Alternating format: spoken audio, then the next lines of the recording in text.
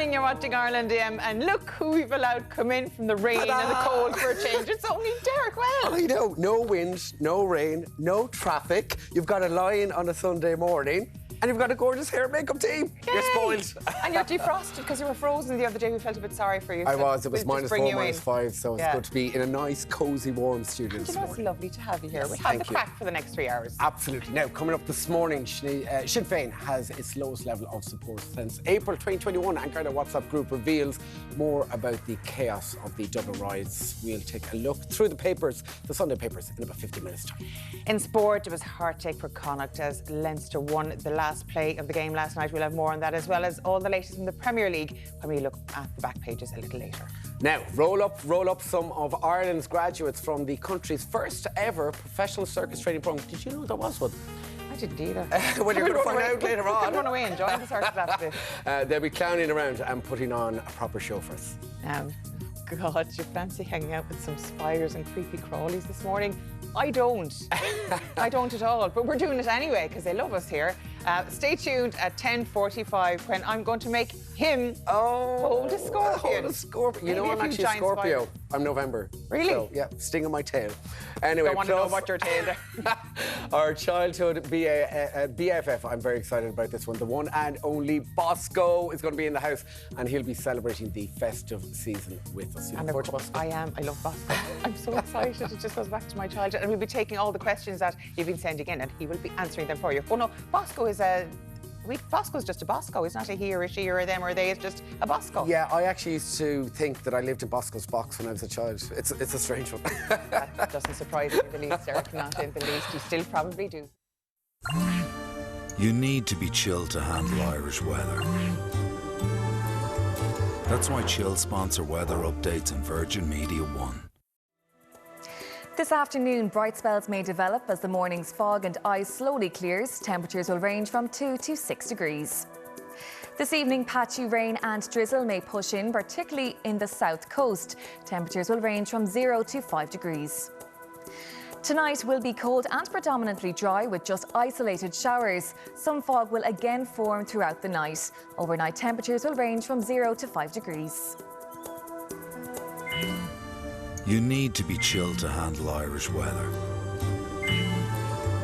That's why Chill sponsor weather updates on Virgin Media One. Now let's check on your Sunday paper, starting with the front page of the Sunday Independent, which reads Sinn Féin's popularity on slide in first poll since riot. The paper reports that Sinn Féin has recorded its lowest level of support in the Ireland Thinks opinion poll series since April 2021, with 28%, down 3 points on last month, and 7 since the October poll. The Sunday Times leads with far right now a bigger threat than dissidents. It reports that violent far right extremists pose the biggest threat to the security of the state and to public safety, Senior Gardaí warned last night. On the front of the Business Post this morning is the headline, Taoiseach scrambles to quell talk of Donoghue move to IMF. It writes Taoiseach Leo Varadkar was this weekend scrambling to quell speculation that Paschal Donoghue is set to leave national politics following reports that he is in talks to take the top job at the International Monetary Fund. On to the tabloids next, and the Irish Mail on Sunday leads with first-time TV licence payers drop by nearly 50%. The paper writes first-time licence applications to RT have halved since the Ryan Tubridy scandal became public, according to new figures. The Sunday World puts a big scrap and fries. The story details how a man arrested in the hours after the Dublin riots, who was previously convicted under hate crime legislation in the UK, has insisted he only went into the city to get a bag of chips. And finally, the Irish Sunday Mirror leads with Shane's brave fight. It advises that the heartbroken widow of Pogues legend Shane McGowan has shared details of her final moments with the always smiling punk icon as he passed away sadly on Thursday. More on what's in the papers right after this short break. See you in 3.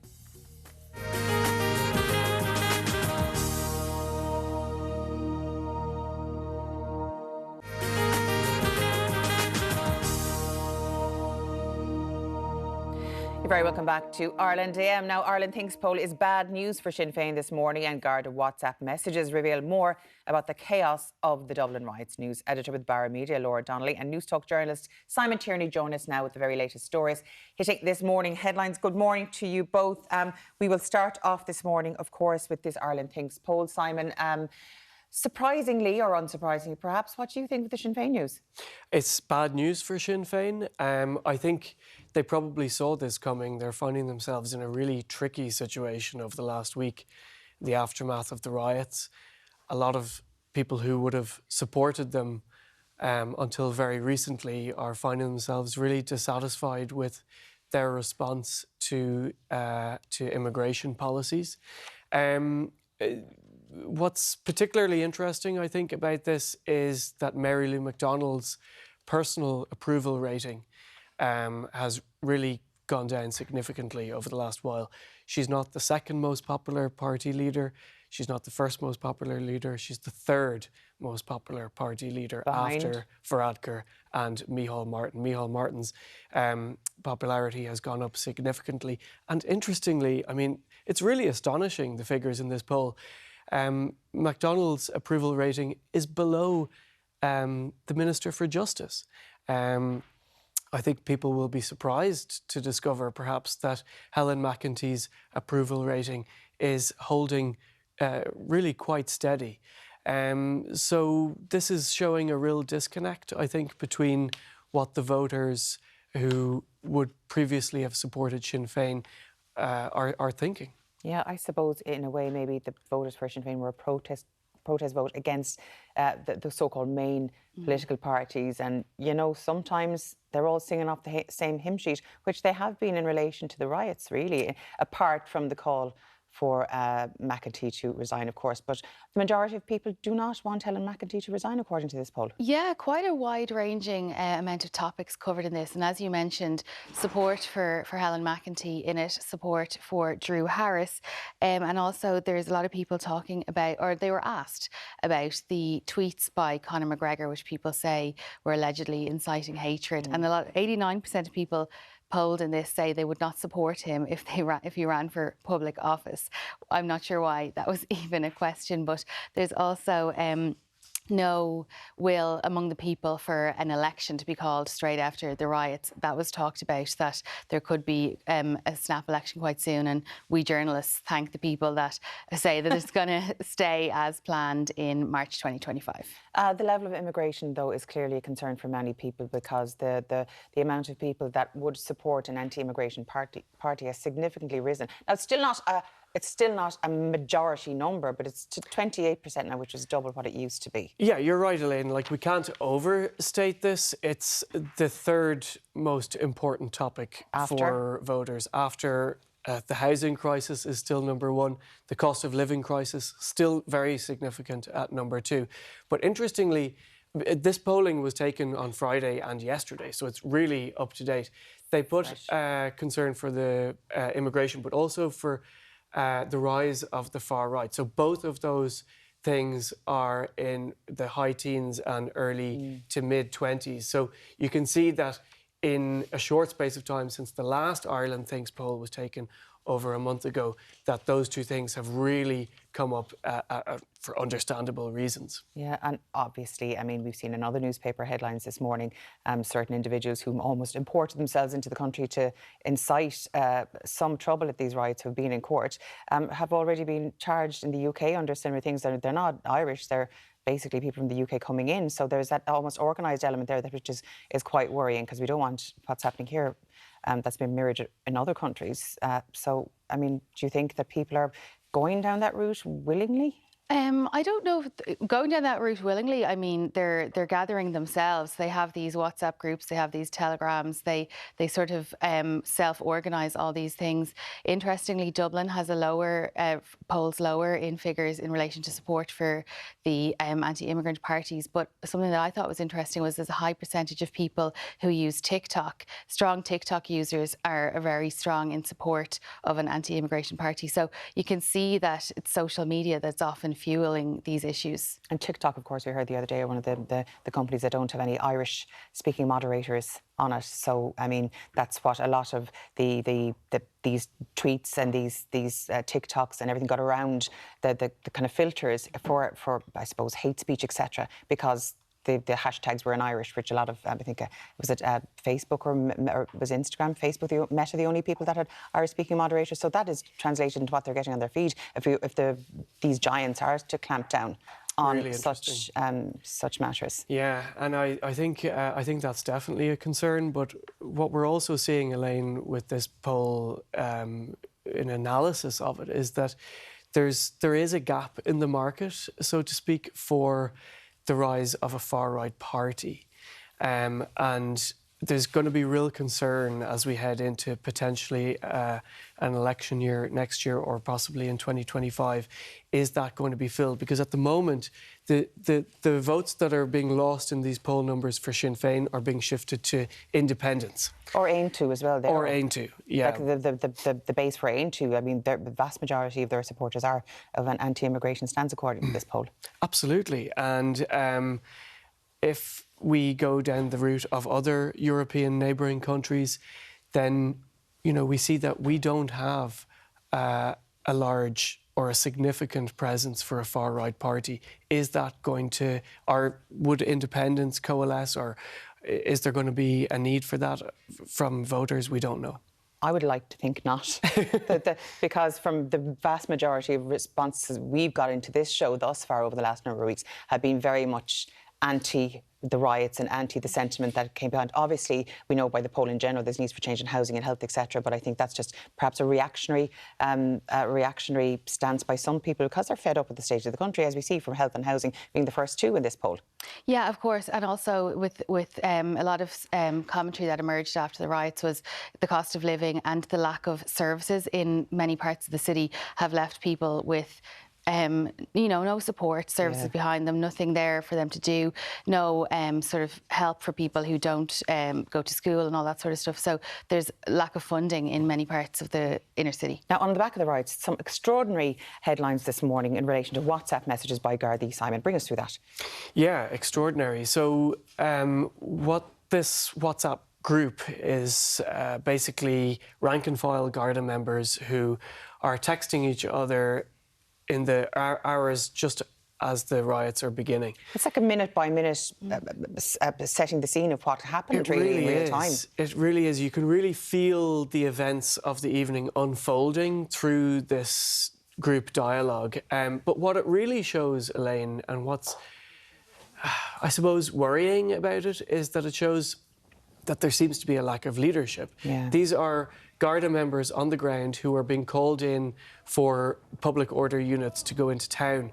But it just seems so disorganised. But even just to go through some of the messages here, I mean, they're absolutely mad. Like, at half 6, there can't be enough in town for this. 6:33, getting fairly hairy, all right. 6:37, 3 cars in public order van being smashed up. 6:37, some awful carry-on. 6:38, Jesus, lads, they need more units in town. What the F are they waiting for? 6:38, talk of plainclothes members on his own getting jumped. Put me in coach, have the gear ready to go. I'll go too. Absolutely F this crap. The lads are going to get hurt. And that's just in the space of 9 minutes, and it gets worse and worse and worse as the night goes on. What I don't understand about it is that they're at the beginning of the dialogue, they're looking for volunteers for a public order unit. Yeah. And there's no one at the top saying, this is what we need to do. We have a plan in place, A, B and C, you go there, you go there. It just seems so casual and disorganised. It's really worrying. Yeah, the names of the Gardaí and the Garda stations are redacted in this article to protect their identities, but it's damning reading, really, isn't it? Yeah, and there's a real, having read the transcript, there's a real change from the start of the thread of messages to the end. Like the urgency, the franticness, the frantic nature towards the end is crazy. Like it starts off with a call for people to jump on board and come to work, and a statement that the cap on overtime is being cleared, so anyone who's reached their overtime can still get paid for this. But later it becomes so frantic where the guards are apparently posting videos from social media into the WhatsApp, and they're all frantically saying what their reaction to that. And at one point, someone more senior seems to say, oh, we have enough, we're okay, no need for anyone else to jump on board. And someone replies, have you seen O'Connell Street? The Lewis is on fire. Like, it just seems like they were self-organising their work, as Simon said, lack of organisation, and they sort of pulled together to gather themselves into groups and get to the scene, because it starts off with 25 from the public order are at the scene of the initial incident, the stabbing, which is, you know, what sort of prompted all this. And later on, it's the Lewis is on fire. The guards are advising fellow guards. Yeah, well, I know last week on Prime Time, that the representative of the GRA actually did say there was no planned members turned up simply because of WhatsApp messages, and Drew Harris responded to that as a distortion of what actually happened. But I'm sure more on this will be leaked. We'll see you all through the next number of days and weeks. Both of you, thank you so much for joining us to go through the Sunday papers. Now, late drama for Leinster, and Arsenal go 4 points clear. We turn over to the back pages after this short break. See you in 3.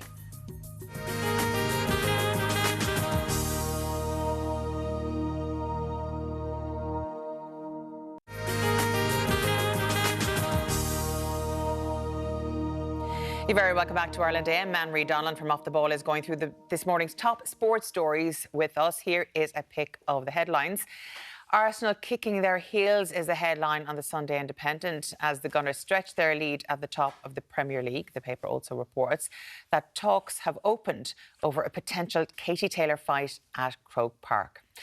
The Sunday Mirror leads with Flash Gordon as Anthony Gordon's strike sinks Man United. It also features Leinster's last gasp win against Connacht in the URC last night. And Anne-Marie, we'll start with that. It was a kind of hard to go out to Connacht after watching that match. Oh, what a disappointment for them. They were so close. It really looked like they were going to do it, and absolutely heartbreaking at the end. And I really don't think there was any more that Connacht could have done. You know, they were brilliant in terms of the performance. I thought Caelan Blade and Kilgallen were absolutely excellent.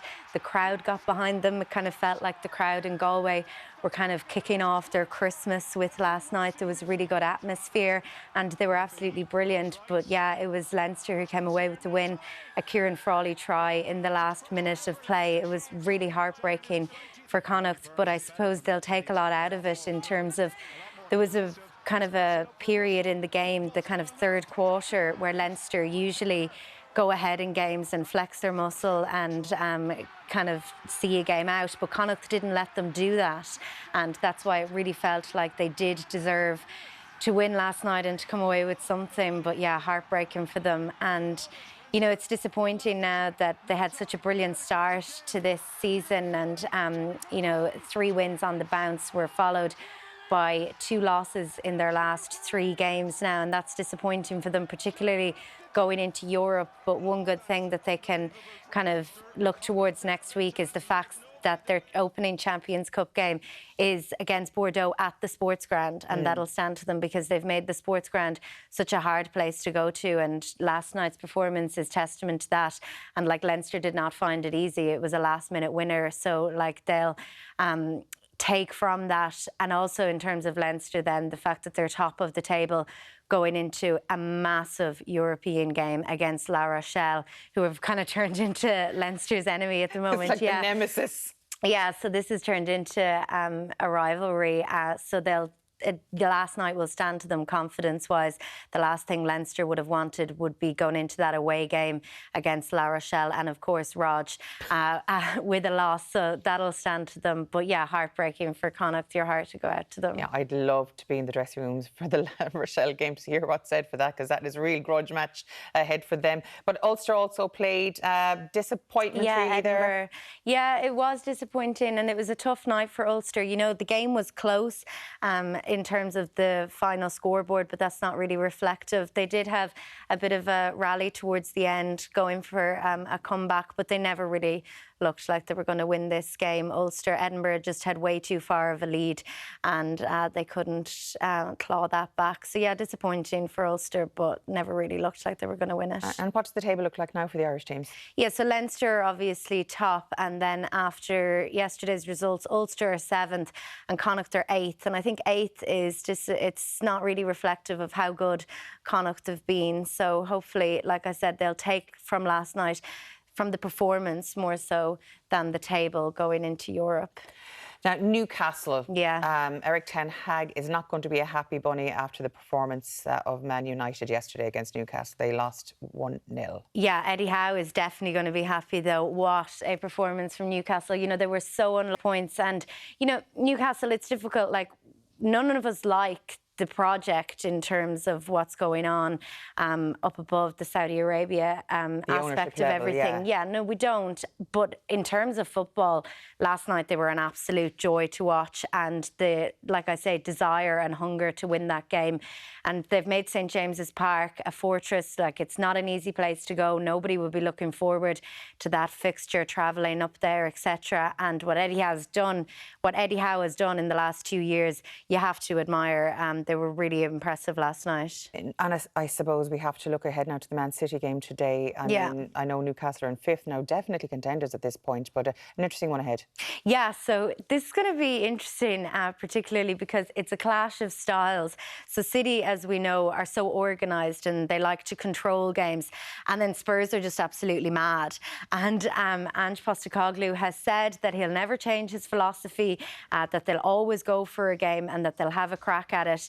And you know, that could frustrate City, you know, it could annoy them, and kind of the madness of the game, particularly if Spurs were to score early, you know, City won't like that. And Spurs have gone to the Etihad and gotten results before. We've seen that. Now, obviously, in terms of quality, City are better than Spurs, and you'd imagine that they will win the game. But it will be interesting to see Spurs in terms of how they go at them, and they will run at them, and that they will try and cause a bit of chaos. That's what they do. That's their game. But it's in terms of Spurs at the moment, you know, Ange Postecoglou, it all started so well for him, and he says all the right things in his press conferences. He's so charismatic, etc. But this is kind of a bit of a patch now. It's difficult. They've 3 losses on the bounce. They play City today, then they play West Ham and Newcastle. And as I say, nobody's looking forward to going up to St James's Park. So this could be a kind of a bit of a defining period for them. It feels like they are already out of the title race, even though they were top of the table just a few weeks ago. So they need to, for their top 4 ambitions, you know, they'll want to come away with something today. Now, Kilmacud Crokes made history yesterday. Yeah, they did, and this was the Shane Walsh show, an absolutely brilliant performance from the Galway man. But he was absolutely fantastic. I think he scored 1-8, and his goal is something that you'll just watch on a loop over and over again. It's absolutely brilliant. So yeah, they've won the Leinster provincial title for the 3rd year in a row, 3 consecutive years. The first team to ever do that. I think they might be, yeah. And Naas didn't really have a look in with the form they got towards the end. It's disappointing as well for Naas, because this is a really good Naas side, and they've come up against Crokes now 3 years in a row, and you kind of feel if this Naas side was around when Crokes weren't they weren't coming up against this Crokes side, they would have a bit of a better crack at that Leinster Championship. But yeah, Crokes just brilliant, and Shane Walsh, he just loves playing in Croke Park, where he has the freedom and the space. And it was brilliant to watch. O'Loughlin Gales and Na Fianna. Yeah, and heartbreaking for Na Fianna. You know, they won their first ever Dublin title just a few weeks ago, and it really looked like they might actually do this yesterday. But it was like no one better than a Kilkenny side to see at a game that they mightn't necessarily wholly 100% deserve to win. But yeah, Mark Bergen and Paddy Deegan, the standout performances for them. And of course, they drew on their inter-county experience. And as I say, nobody sees out a game like Kilkenny players. So yeah, heartbreaking for Na Fianna, a 1-point loss. Anne-Marie, thank you so much for joining us with all the sports stories. Now, after the break, some Irish-made Christmas gift ideas guaranteed to please. We're back in just a few minutes.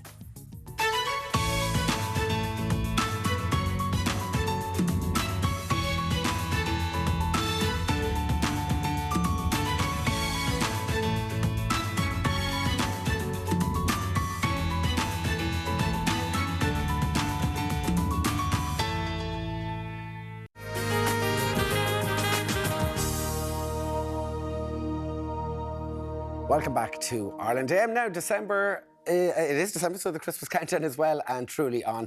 And we're talking about great Christmas gift ideas. Now, we're showcasing 3 small Irish businesses with great Irish-made products. And first up is Magda Seymour of Pure Oscar with a K. Oscar with a K. It is, yeah, with a K. Yeah, now, tell us a bit about your business, Magda.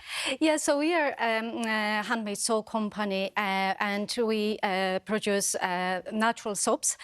We also produce this range of Corky soaps.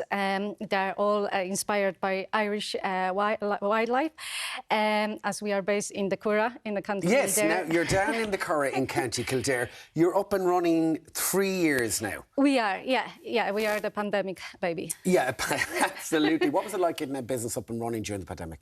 It was very difficult at the start, but we had a great support. It is in Ireland there is a great support for startup companies. I have to mention here Guaranteed Irish, who really support us from the very start of the journey. The soap making process itself, what's actually involved? Yeah, so it is actually pretty simple. I taught myself 3 years, well, more than 3 years ago, when my son Oscar suffered with the dry skin when he was a toddler. So first it was a hobby.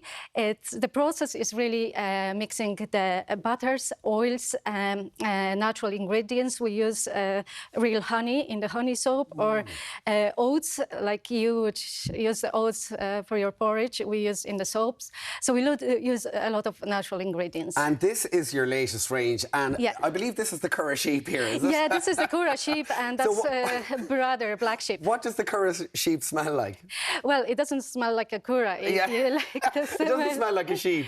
No, it smells... Oh, that smells nice. I know you can't smell it at home now, but this smells good. Yeah, we use all natural ingredients, so pure essential oils. It's actually a lemongrass. So and that's a little... you're expanding the range then with the hedgehog. We've got the owl as well. Yeah, owl and the little lamb and the black sheep. That was actually a request from our customers. All right. Thank you so much, Magda. Now we're going to walk and talk. We're going to pop over here to Irish Society, and we have got Joanna Cheska. That's right. Perfect. Now, perfect. would you believe, I think I'm wearing a pair of your socks You here. actually are. You are wearing our Irish landscape socks. Yeah, because I'm from a farm in Limerick. Amazing. So Thank you. Representing my farming roots Class. this morning. Now, you're up and running since 2017. Tell us about the business. over 6 years. Yeah, so we are the first Irish sock business in the country, and we specialise in high-quality, sustainable unisex socks that are also seamless and are inspired by all things Irish, from the Irish landscape, the Irish language, most of all Irish humour. Yes, and I'm loving culture. the socks here. Like, what's the crack? Yes. We've got a little bit of graw That's here. the couple of focal socks. Yeah, they carry the Irish identity, and they're a great gift. You know, it's good fun. Now, you're up and running now 6 years. What's Yes. it been like for you online, getting your business up and running? Well, I mean, we were very lucky to be in Ireland, because Ireland is very supportive for small businesses, you know, for any creative idea. So we were very lucky to get the support of Guaranteed Irish or the local enterprise offices and all of that. So that was actually brilliant. But then we set up online, and now we're also supplied to about 200 retailers around the country and abroad. So the business is growing, and there's a lot of people wearing good, funny socks. Yeah, you know, which is great. days, And I love the fact you said that quality, sustainability, Yes. and you've community at your core as well. Oh, that's big time. We really, like, we love Ireland, you know, and like everything about it, like the chit-chats, the culture, the crack, and we embrace it through the socks. So obviously we want to give back to the community, whatever, you know, they are giving it to us. So there's a huge I love connection. these socks up here. That's mad joke. Mad joke. Yeah, exactly. That's a good Limerick saying. Yes. Well, speaking of Limerick, you know, you're a Limerick man, right? Ah, look, the There you All-Ireland go. champions. So there you go. You're the Limerick Do you man. think we'll make it 5 in a row? Oh, you would, of course, yeah. And the full Irish there, And the full absolutely Irish, yeah, of fantastic. course. IrishSocksociety.ie. Yeah. And finally, we're coming up here to Jenny Houston from Edge Only. Good morning to you, Jenny. Good morning. Jenny, tell us about your business. We are luxury jewellery with an edge, made here in Ireland from 100% recycled gold and silver. And we design for men and women equally. It's got a clean, genderless design at the core. Now, what I love about this brand, and you just mentioned it, it is all recycled, so fully It is, sustainable. yeah. 100% Irish and 100% recycled. So 100% recycled sterling silver, 100% recycled gold, and it's all ethically made right here in Ireland. Where do you get your ideas? Where do the concepts come from? In here, in my mad brain, sort of rock and roll background, and I like things with a little bit of an edge, a little bit more statement. So whether it's a chunky ring or a lightning bolt, something just to put a smile and put a little bit of cool into your outfit. Now, you're not in a shop, you're not in a store, you're all online at the moment. How is business online? It's brilliant. It's really fantastic. And we've sort of focused on the website so much. So during the pandemic, it was particularly excellent. And we're able to send to the North America and Australia and the UK without any difficulty. You're a member of the Irish Council as well, the Design Craft Council Craft and Council, Guaranteed yes. Irish, yeah, so that's absolutely a Guaranteed Irish gift. And I even have one of the initial necklaces here, so you can get your G under the tree. G under the tree this Christmas. And I suppose it really is important to support local, to support Irish, and especially after the year we've had as well, to get behind especially during up to Christmas. It is. We don't want to lose our Irish shops, and the multinationals don't need your money, but it means so much to the likes of us.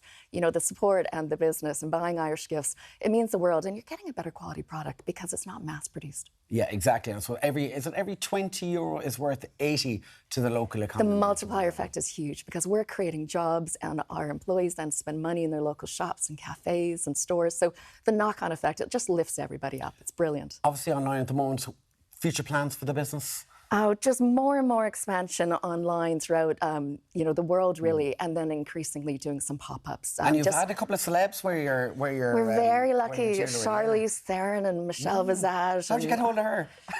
A stylist. We're really lucky, sort of stylists doing placements like that, and even closer to home, Laura Whitmore and Aisling Bea, people like that are absolutely brilliant. Wearing the lightning bolts, and Laura wears those earrings, and her husband Ian was wearing this necklace on TV just the other week. So men's and women's equally. All right. Well, thank you so much for joining us here this morning. To Magda, Joanna, and of course Eugene. Do you miss the radio, by the way? Still on it. I work with you too. Yeah, I work with you too in North America. I do the breakfast show. But you can't hear it here. But yeah, it's great fun. Absolutely. Anyway, guaranteedirish.ie, Guaranteed Irish Gifts is where you'll find out more online. Still to come, circus performers, tarantulas, and Bosco. You up for it?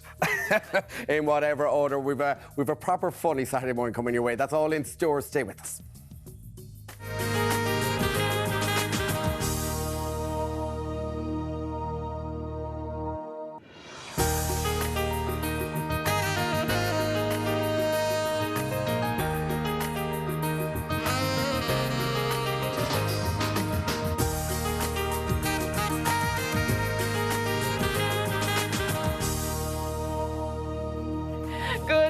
If you're planning on Christmas shopping today, it'll be manic, so don't bother. Stay with us and keep us company instead. This is Ireland AM. Am I doing okay? You're doing fabulously. I think you're flying it. Isn't he flying it, ladies and gentlemen? Very first time anchoring in studio. Yes, absolutely. I think you're playing a blinder. You're looking after me. All right, she's the mammy of the show. Anyway, still to come, from hula hooping to juggling. Sounds like a proper morning for me. We'll be speaking to some of the graduates from Ireland's first ever Circus School. Yeah. I know you know how to hula hoop. I do, yeah.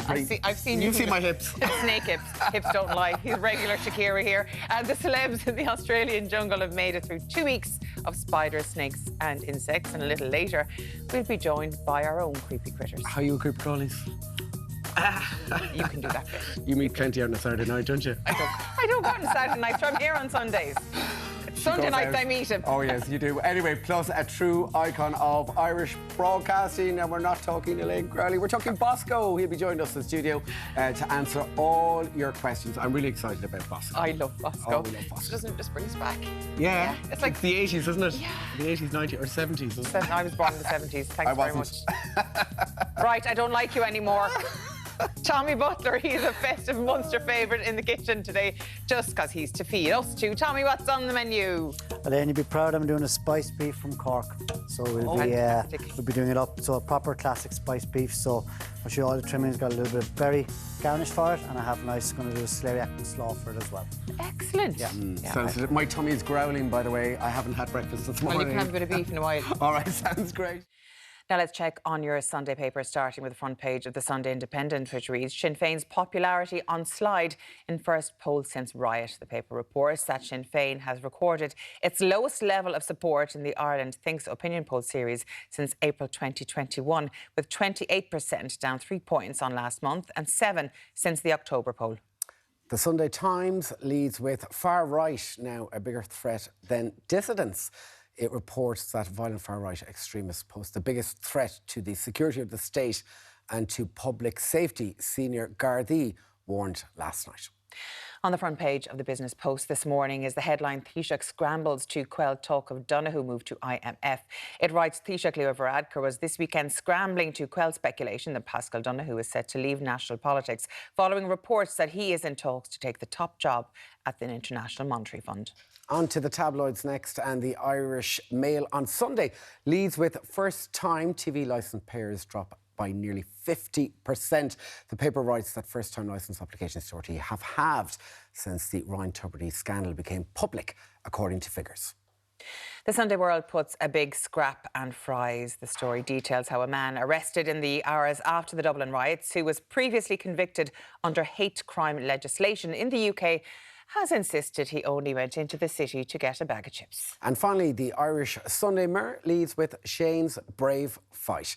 It reminds us that the heartbroken widow of Pogues legend Shane McGowan has shared details of her final moments with the always smiling Pom Gaikon as he passed away on Thursday. Now, we've had quite a few texts in this morning, and guess what they're all talking about? Your good self. Everyone's thrilled you're not freezing, you know what's out I of know, the I'm normally up morning. in a ditch in Longford or Roscommon, and I love Longford and Roscommon, by the way. You've been in worse ditches over the years. I have. I know you too long. Now, Bernie says, morning, Deric. I'm glad they took you in from the cold. Marie says, good morning, Ireland AM, and I'm so happy to see Deric in the hot seat. Deric, you put a smile on our faces, so welcome indoors. It is hot, with by the way. Elaine. These are heated couches. No, they're not. I was just sitting there earlier on. It's just your bum. I kept it warm for you. A nice surprise to see Deric inside in the warm this morning, and that's from Linda. And Deirdre says, it's lovely to see my two favourite people presenting this morning. Deric, you really are lovely. Isn't he fabulous? We all have lovely Munster, bottoms. Cork we all and Limerick. have lovely bottoms. And by the way, I'm back out in it tomorrow morning, by the way. It's just for today. Where are you going tomorrow? We're going to a nursing home in Swords. Ah, that's not We're too doing far a lovely away. report. Are you indoors? Well, I'll be outdoors for a bit and then indoors, so you know the crack. You're here for the next few hours. Yeah. Keeping us company. Yes, now, what caught our eye? We're moving on to this. And Elaine, do you struggle to get to sleep? Oh, I'm a terrible insomniac.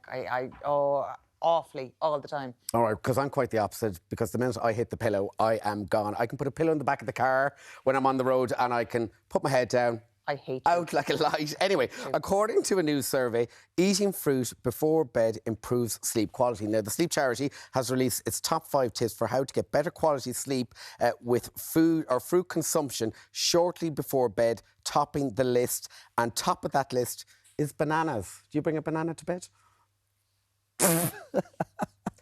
I heard that bananas before bedtime were bad for you because they're quite indigestible. Well, bananas at bedtime are not good, I heard. Well, in fact, they're packed full of magnesium, they're packed full of potassium, and apparently it helps relax your muscles. Really? A banana before bed, and it helps you drift off to sleep. Maybe I should try that, Deric. Any other fruits that I should be trying? It also says Marmite. Do you like Marmite? And cheese? Ugh. Imagine Marmite Cheese is in your very tongue. bad. Cheese gives you nightmares, I heard. Well, apparently it also helps induce natural sleep. Now, I thought eating cheese before bed was a big no-no. Unless you have wine with it. So that's the cheese, which we all, that can be fine. And then you're gone in 10 seconds. Yeah. So would you really literally just head on the pillow and off you go? Oh, I am the biggest sleeper. So I'm a napper, by the way. So I've been napping for about 15 years. So I take a nap after the early morning shift because I have a 4 a.m. start most mornings. I take a nap at 1 o'clock every day, 1 or 2 o'clock, and then I get an hour, I recharge the battery. So you know when the battery goes down on the phone and I'm like about 7% at 1 o'clock, and then after that, I get my hour's nap and then I'm ready to go. If so I could I'm win the fully lotto charged. or be able to sleep like you, I'd be able to sleep like you. I would love that. My life would be a million times better if I could sleep. I'm so jealous. Yeah, maybe you should get a pillow for your car. Oh, you don't drive. Rub it all in, why don't you? Sorry. Also potatoes as well. I think spuds are good. I don't know. Bananas up to bed. Anyway, you heard it here first. Bananas before bedtime. I'll remember that. Thank you, Deric. All right. Yes. Up next, I am running away with the circus. Am I not here already? You're already there. We're back in a few minutes. See you then.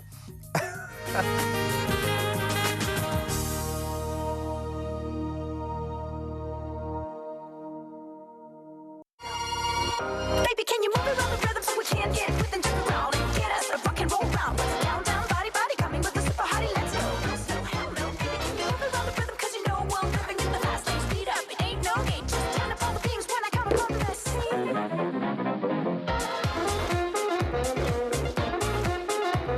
Oh, thank you very much and welcome back here to Ireland AM. Now, for years, people have been running away to the circus to develop their skills. Well, all of that is about to change because for the first time, a group of aspiring circus performers are about to graduate from Ireland's first ever circus course, the three of them are with us here this morning. We're welcoming Hannah Ryan, Nathan MacDonald and Louise Glendinning. Good morning to you all, guys. Hello, Deric. Hula hoop, Hannah. How are we? I'm loving your costume. Do you like my costume? Oh, you're looking fabulous. Never say we don't make an effort here in Ireland Game. Hula hooping, how did you get involved? When I was younger, a lot of the guys were skateboarding when we were in secondary school. We wanted to join in, so all the girls started hooping, and I just never stopped. Once I found performing in the circus community, I ended up going to a circus school in England, and now it's amazing it's happening here in Ireland. Yeah, so tell us about the course here itself. When did it kick off? The course started 12 weeks ago, and there's 12 of us in it. It's supported by Dublin City Council and the Arts Council, and it's called the Dublin Circus Project Boost Programme. And it's really been fabulous for developing emerging artists. Now, I believe it's pretty intensive. It's spread over 3 months, 12 weeks, and it's proper full on. Yeah, no stop. So it's amazing. We've all really bonded and our skills have grown, trying to squeeze in about a year of circus school into 3 months. And you're guided by top experts as well along the way. The teachers are amazing performers and, yeah, very highly skilled at getting us ready for our big show. Yes, now tell us about the show. When's it kicking off? The show is on December 10th, next Sunday in the Complex. And it is called Shlimpini, which is the Irish word for dancing lights. Lights, yes, OK. And you're looking forward to a great show. And it's the first time that you're all going to be together performing live. Showing you what we've been working on. Will we see you there, Deric? Yeah, well, hopefully I'll be there in this outfit. And you're going to take us through a little bit of hula hooping, because I'm going to hop over to Louisa and Daniel as well. So hula hooping, let's talk about it. Give me a hula hoop here. OK. OK, so what's the skill? What's the basic skill? I haven't done this in a while now. What you're going to want to do is hold it on your waist. OK. And you're going to push back and forth. OK, push back and forth. Give it a big spin. Are you ready? Give it a big spin. Are we ready? 1, 2, 3. There we go. Yeah. Excellent job. Like, there's a proper skill to it, isn't there? Twirling helps. OK, there we go. Oh, we have a job for you, yes. OK, yeah. One more try. There, now I have it. Hey. Nice work. OK, Daniel, you are a juggler. Nathan. Nathan, pardon me. Tell us, how did you get started in juggling? I got started in juggling. My best friend went to DCU. Yes. And there was a college society. And I was like 14 years old, and I thought I was really cool because I was going to college, hang out with my friends, and I kind of never stopped. I started juggling fire when I was younger, and I was like a young little boy, long hair, big blue eyes, juggled fire, played music. What did Mum and Dad think of that? They loved it. My mum's an artist as well, and my dad's a big musician, plays trad all the time. So they were really proud of me, and I was very like the reluctant teenager, like, I'm not a performing monkey. I used to get really annoyed at them for saying, like, play for the family. I was like, no. But I used to love juggling. How's the school going for you at the moment? It's good, it's good. It's really been nice, because I injured myself about, I'd say, 8 years ago when I wanted to be a circus performer professionally. And then I had to change. I went into music, and I kind of left circus behind, and now I've managed to get it back. So I can now do both at the same time. And it's quite, like, it is quite addictive when you're on the road and you're performing to a live audience. I don't know what it is. Yeah. I don't know if it's the validation. I don't know what it is I'm craving, but I love it. You love it. Now, are you going to pick up your yeah. What are they called, by the way? So these are juggling clubs. Oh, these are juggling clubs. But we have a little bike here. Look at the size of this little bike here. OK, so you can actually cycle this bike, can you? We'll see. We'll see. All the way to Galway, right? Do you want to get up there and give it a try? Yeah. All right, here we go. You ready for this? All right. Okay. On 3, 2, and 1. Off. Oh, look at that. Oh, he's a master. You've done this before, right? Oh, that's incredible. And you've like literally right out. You've got to go right, and it's easy because I'm small. I'm a short guy, so it's. Okay. I've seen very tall people. That's a pretty small bike, right? Yeah. And finally, with you, Louise, you're juggling hats. Yes, I found a love of hats. Okay. I'm pretty passionate about the hats. I do a variety of other circus things, but hats kind of picked me. And what's the course been like for you over the last 12 weeks? Has it been intense? It has been intense. It's been great. It's been great to meet the people, have amazing teachers, learn a lot of skills, and, like Hannah says, bond with everybody. And did you always want to join the circus? I think... Like, where did the love come from? Well, when I was so young, the circus came to my summer scheme, and I got to go in the stilts, and my dad actually made me a pair of wooden stilts when I was no age, and then I hobbied for about 7 years, and now I've been doing circus sort of for a couple of years now. And now you're hooked. Hooked. Love it. Are you looking forward to the live show? Absolutely. A little bit nervous, but you need the nerves. You know what I mean? If you don't have nerves, you don't have a good show. All right. Now, we were practicing something earlier on this morning, right? So this is the first time. I've never done this before. So talk us through what we're doing here. So we're going to do a little bit of partner acrobatics. Okay. I don't know where to look. So we need to embrace each other. Yeah, we need to embrace each other. Okay, here we go. Take risks. We're going to roll up the sleeves here, okay? And I'm going to stand on your legs. It's going to be a thigh stand. Okay, I need you a thigh stand. Okay. I need you to lean back. Whoa. So lean back, right? Yeah, and okay, help me come up on 3. Okay. Not maybe that far. Okay. So 1, 2, 3, up. Up. Oh! And open your look at arms. that. Oh, wow. Yeah. Okay. And let go of this hand. Yeah. Proper strength here. Yeah. And come back. Oh, there we go. Oh, my goodness. Woo, well done. Yeah, high five. There we go. Where can we find out more online, by the way? At DublinCircusProject.com. And remember, the 10th of December, 3 o'clock and 6 o'clock at the Complex. Don't miss it. All right, thank you so much for joining us here this morning. Really, really enjoyed that. And if you're captivated by Hannah, Nathan and Louise and would love to see them in action, I'm out of breath, get your tickets for their up-and-coming show at complex.ie. Now, after the break, we are in the kitchen. Join us for Festive Spiced Beef next. See you then. Thank you, guys. Love that.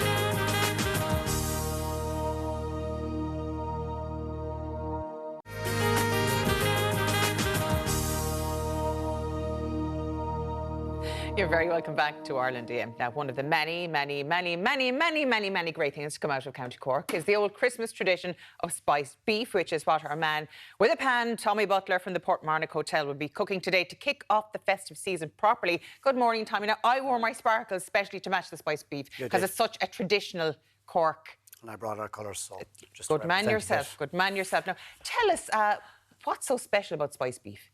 I think it's a Cork tradition. It goes back about 200 or 300 years. It's Ireland, Wales and Scotland that apparently have adopted this. So what it was originally is it goes back to the old method of, obviously they didn't have fridges back in the day. So it goes back to an old preserving method of keeping foods as long as possible. So like the bog butter, where people used to preserve things in butter, you know, and they would use different things to preserve, like spicing. It was the same process, that they get a good bit of beef for Christmas and they want to get as long out of it as possible. So they would preserve it.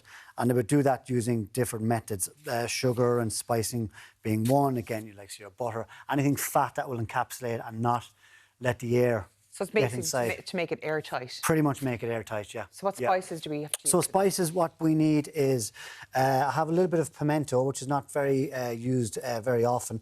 I don't think I've ever seen that in this kitchen. Yeah, it's like it's a peppery kind of spicy berry. It's quite a Christmassy berry. We have a little bit of bay leaf. I have a little bit of brown sugar, salt. I have some nutmeg here, some whole peppercorns here, some juniper berries, which you would probably generally associate with the likes of venison. Yeah. Again, like a nice little kind of pick-on berry, quite a little kick off it. And we have whole cloves. So again, like a lot of flavours of Christmas here. So what you do is you put all those into a blender and you basically make up a spice mix. So they're dried spices at this stage now. The smell of that, you can see it's basically a smell of Christmas. Oh, it is. Like a mulled wine kind of flavours, you know. So again, so what you do then is you have your top side. Again, you use a top side because again, this was kind of like a peasant's. Yeah. What cut of meat is the top side now? Where in the animal would that be? Oh, it's right down. It's right down, just under the the head, basically. You know?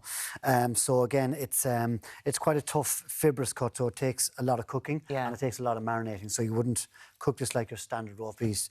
You can see there's a lot of sinew through it and things like that. So, so literally what they would do is they would literally cover it in this spice mix and you would rub it in. And you wouldn't add any oil or anything like that because, again, it's a dry rub. So you want the actual, the spice to actually encapsulate into the actual meat itself. So when you do that, does it kind of make it a little less tough? Or it's almost like you're imparting the flavour and it's almost like a method of sealing the meat in a pan, because we're not going to roast it, because if you roast it, it would become too dry and it would be fibrous and pretty much inedible. Just inedible. It'd be like old leather, wouldn't it? So pretty much, yeah. So you kind of rub it in. And what you do is you would do this, you would massage it in over kind of 2 or 3 days, or potentially Really? So you just keep adding the spices over and over because and what over? it'll do is it'll kind of sweat. Oh, and then it'll get liquid, and then you would take more, rub it in so again. So it goes seeps right into the meat. You're really kind of driving in that flavour and bringing it home. So you go again, you refrigerate, you bring it out. So after about 3 to 4 days, depending how strong you like your spicing on beef, you'd leave it there for as long as possible. 3 to 4 days is probably low. So if you're doing this... so once a day for 3 to 4 days? Pretty much, yeah. Christmas Day is Monday. So if you want to do this, you'd probably be starting on a Wednesday or Thursday beforehand. Then to cook it, you would take that piece of beef, you would get like a kind of a mirepoix, which would be like a rough kind of a mirepoix, is one of the French word for. It's a base for any kind of soup or stock, which is basically carrot, leek, onion, and celery. And you would take that, you pop it into a deep pan because you can either braise it or you can boil it. So you have instead of the leek here, I'm actually using turnip because again, turnips would have been quite readily available back in the day. Onions, celery, a bit tougher. Winter vegetables and leeks, you know. So again, hard winter vegetables, a little bit of garlic and a little bit of thyme. Again, you can add cinnamon, you can add bay leaves, and again, because we're from Cork, we would be using Murphy's. Murphy's in Cork. Good old Cork Murphy's. So you put Murphy's onto it and then you would just slowly braise it. About 20 minutes per pound. So again, that's probably about 3.5 kilos there. When you say braised, does the liquid have to be covering Liquid's covered, so it's kind of bobbing in the liquid. And it just sits there gently, slowly braising away. You bring it up to the boil and then you just simmer it. And you do about 20 minutes per pound, so that would take about 3.5 to 4 hours. And again, depending on how you like your beef, if you like it a bit more well done, you leave it a bit longer. If you like it a little bit less, then you can take it out. So do you cook all those vegetables first before you add No, not at all. You literally just pop it in and you just fill it up and just braise it away like you would a soup. Oh, fantastic. Simple as that. So then you take it out and again, it's a dish that's generally served cold. It's not very nice warm. So I think it's not very nice warm. I don't like it warm. It's a dish that the flavours are better when it's cold. It's like sometimes a curry, sometimes it's nearly better when it's cold. It's like any preserved meats, really. Very much so. Better when it's cured and chilled. So to go with that, I have 2 accompaniments which I would probably put on in a restaurant, which would be quite Christmassy. We have some celeriac here. So again, it's the base of the celery. Basically, so again, celery. I'm so stupid. Is that what celeriac actually is? Yeah, pretty much. Yeah, the celery comes up. So that's that. Something new every day. Yeah, there you go. So again, I've just shredded a little bit. Again, it's a good winter vegetable. So again, you have I've just shredded that. I've kept a little bit of the spicing here as well because I like to keep the flavours going through the whole dish and singing through the whole deal. And here I have a little bit of horseradish. I have a little bit of Dijon mustard and a little bit of flat parsley and a little bit of garlic mayonnaise. All just squished. Pretty much all squished up. You're and then what you're left with, it's basically a posh coleslaw. Basically, you go. So again, a little bit of coleslaw with notions. Exactly, notions. A little bit of a creamy element to go with that spiciness, just to kind of cut through it as well.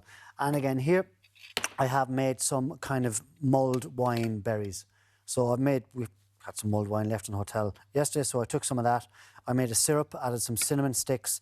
I've added I think frozen berries tend to be better than fresh berries for this because you throw the frozen berries in. What else would you need for that? So you boil the mulled wine syrup first. I added a little bit of this because there's sugar in there already just to sweeten it. Because again, I don't want too much sugar because that's already coated in sugar. So you need to keep the balance.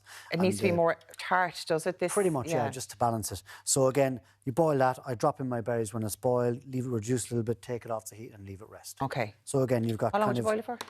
About 5 minutes. Is that all? So when it's boiling, and then drop in your berries, about 2 minutes, take it off and leave it sit. And you're left with that. That's it. And then what we're left with then at the end is this here, this spiced beef here.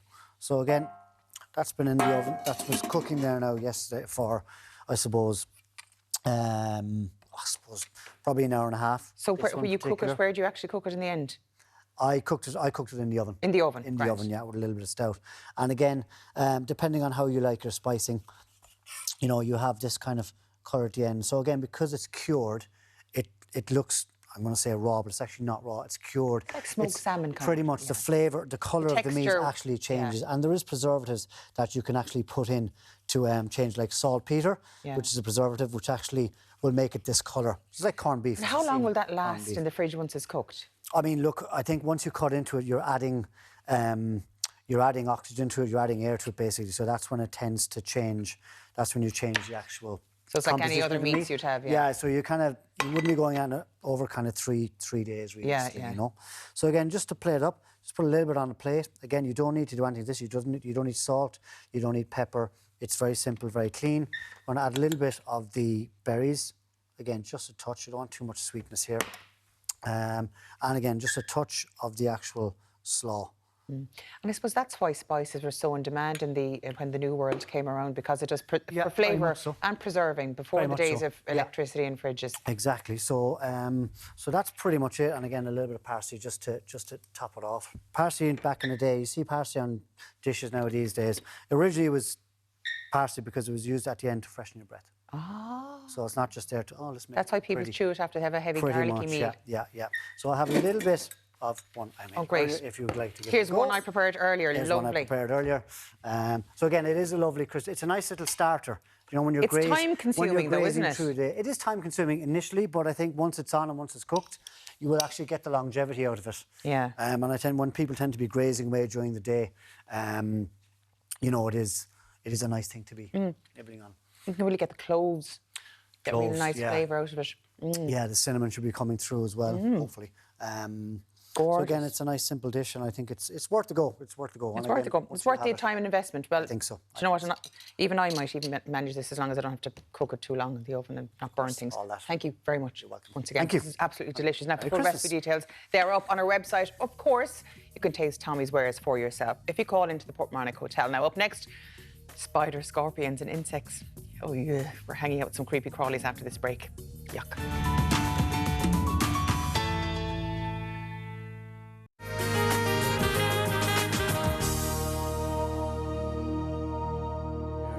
What we have for you next. You excited? Oh, I don't want to do it. Get out of here behind me. I look after you anyway. Welcome back here to Ireland Day now. I'm a celebrity. Get me out of here. Has been keeping us entertained non-stop for the last 2 weeks with the celebs hanging out with bugs, spiders, and other creepy critters. Stop it, Deric. So we thought, let's invite some to visit us. The bug doctor, aka Dr. Michelle Dugan, lecturer in zoology in University of Galway, joins us. I mean, it's really nice to meet you. I'm not so sure about all of these. Well, I'm delighted to be here with all my friends here. Okay. Now, tell us about, first up, you are working in the Venom Labs. Tell us about that first up. Yes, so I actually opened the Venom Lab in 2017, and with my team, we actually research venomous animals. So we actually study their ecology, we study how they interact with human beings, what happens when people get bitten or stung, and also how can we actually help those people that get bitten or stung. And then can we actually develop new medications based on the venom of those amazing creatures? Like, we don't have a huge problem with venomous insects, etc., and creatures in Ireland, do we really? No, not at all. Essentially, the most dangerous animals you would have around are probably cows, horses, and dogs in this country. Then after, wasps, bees, that of course can sting, jellyfish, and that's pretty much it. It's extremely limited. Like on a scale across the world, in terms of animals and insects, what is the most venomous on the planet? Well, if we consider that the most venomous animal is the one that kills the most people, well, in that case, it's the mosquito. Yeah. You're joking me. The mosquito? Mosquitoes actually... Does mosquito have venom? Yes. So the fact that... venom. I didn't know that either. They have actually a toxic saliva, and that's the reason why you cannot feel it when a mosquito bites you. And it actually injects you with an hemolytic, so an agent that will liquefy your blood, so the blood doesn't coagulate around its mouth. Otherwise, it'd be stuck in your skin. So they do inject you with venom, and they kill 750,000 to 800,000 people every year around the world. So venom basically is something that is injected into you that's toxic to your system, basically. It's very much that, yes. Okay. So in Ireland, what would be the most venomous? Do any of the spiders and the creepy crawlies we have native to this country have venom in it? So we basically all spiders in Ireland do have venom, but they can't inject it into you, and if they can, that venom cannot hurt you in any way. Okay. So apart from the noble false widow, which is an invasive species that arrived about 20 years ago, and that can give you a nip similar to a wasp sting. I found one of them in my shoe there last summer. I was very scared. It's not particularly dangerous, but it is somewhat painful, if you get bitten. That's about it. Okay. Now, how does a man from all the way from France, Alsace, the northeastern part of the country, end up with all these creepy crawlies? Oh, well, it's a long story, but to make it very short, I was actually a teacher in Southeast Asia, and my passion was actually the jungle and take pictures of snakes and spiders and scorpions. And then I took over a reptile park. Well, I managed a reptile park in Malaysia. Then I discovered new species of lizards and reptiles, ended up in a university in the UK, in Bangor, and then I did a PhD in Galway, met my wife and never left. And from there, you know, this is where we're going in terms of our diet of the future, right? Yes, as well. In fact, we need to diversify your source of proteins. And we all know that actually usual meat like beef actually has an impact on the environment, while actually raising insects is not really an issue. And we can even feed insects with some of our scraps. And they're an excellent source of very, very healthy protein. Most of you probably already eat insect-derived product, maybe not on a daily basis, but on a weekly basis. I'm pretty sure you do. Like what? For example, a lot of the red coloring agents, natural coloring agents, when you eat sweets, for example, is actually coming from a particular type of shield bugs that you can find in the tropics. So countries across parts of Africa, Asia, and South America raise those bugs and get that very bright color, that very bright red color out of those insects. And that bright bluey green in ancient Egypt, that was also derived from some sort of beetle, wasn't it? Yes, most likely, actually from the elytra, so the hard shell of some beetles. Wow. The purple of the Roman toge as well was coming from a particular type of marine snail. So we use insects for a lot of things. No. Every day is a school day. Isn't it? Are you ready for the first review? No. So you've been called the bug doctor for a reason, and like we've all seen cockroaches when we're out and about on our holidays. Unfortunately, they are in tropics, and perhaps even here in Ireland. But that thing over there, needs its own enclosure. Let's open our first box and introduce you to a proper cockroach. Here we go. Oh, come with me. Jesus, does it fly? I'm sorry to say Jesus. It does. Hopefully it won't land on you. Okay.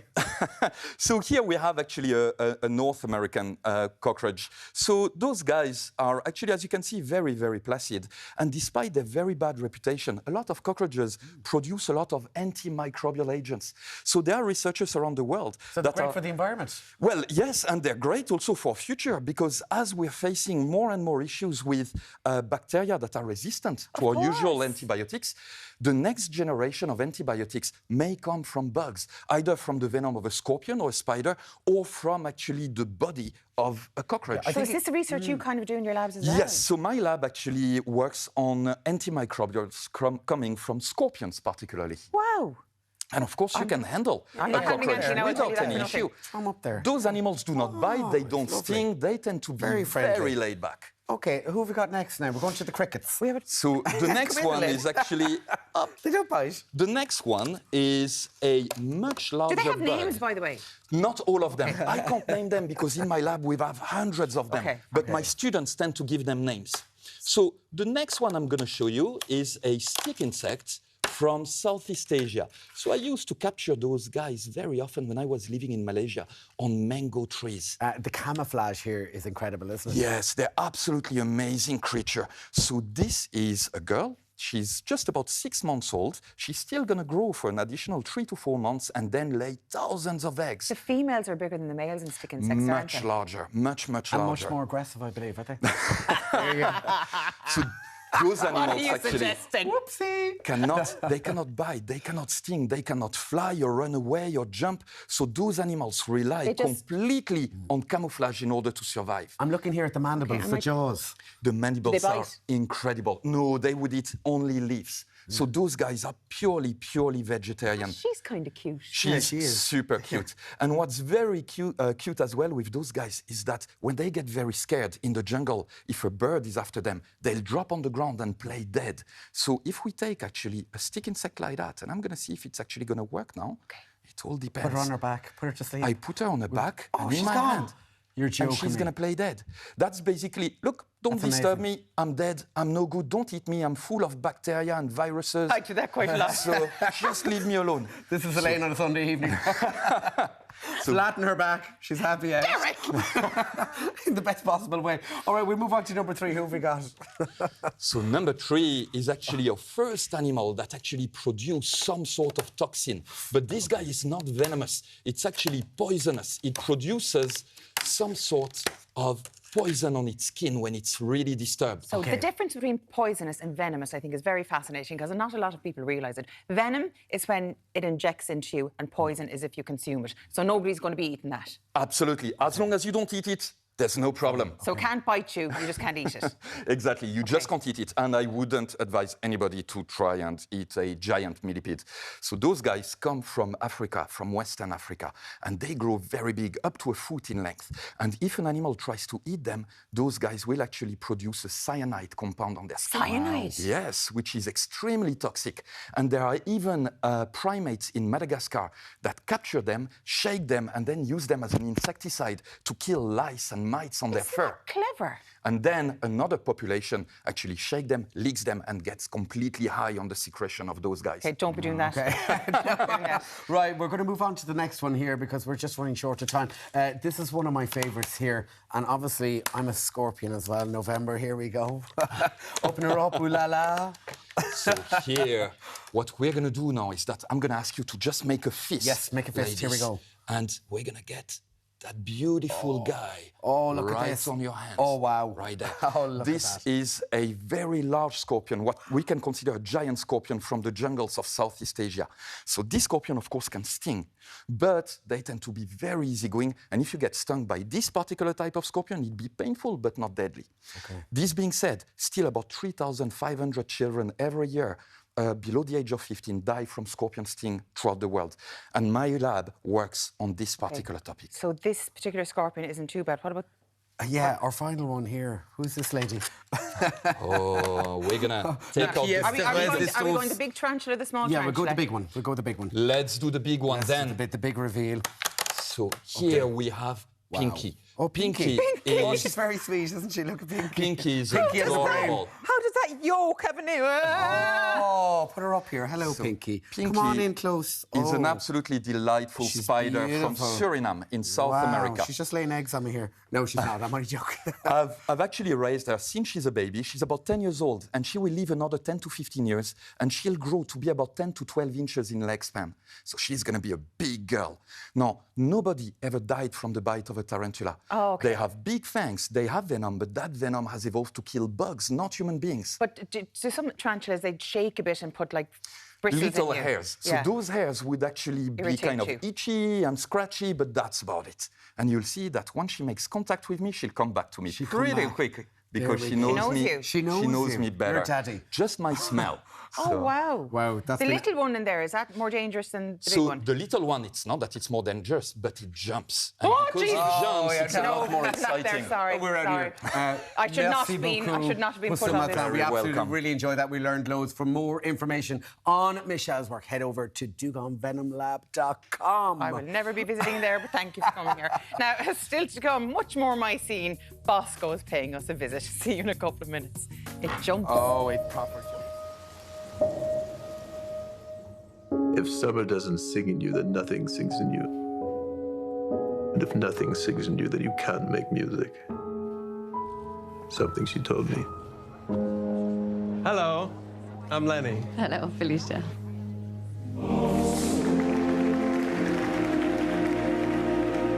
He can be the first great American conductor.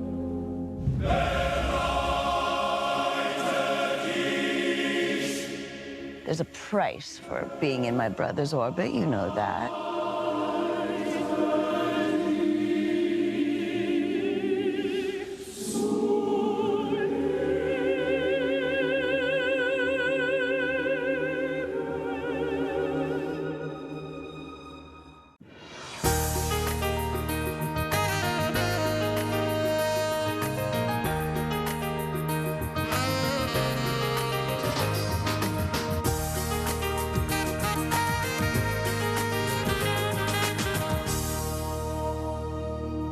Hello again. It's coming up on 11 on Sunday, the 3rd of December. Thank you so much for staying with us. I still didn't get to taste the spice beef. I will get you some more beef later, don't you worry. You'll be fed.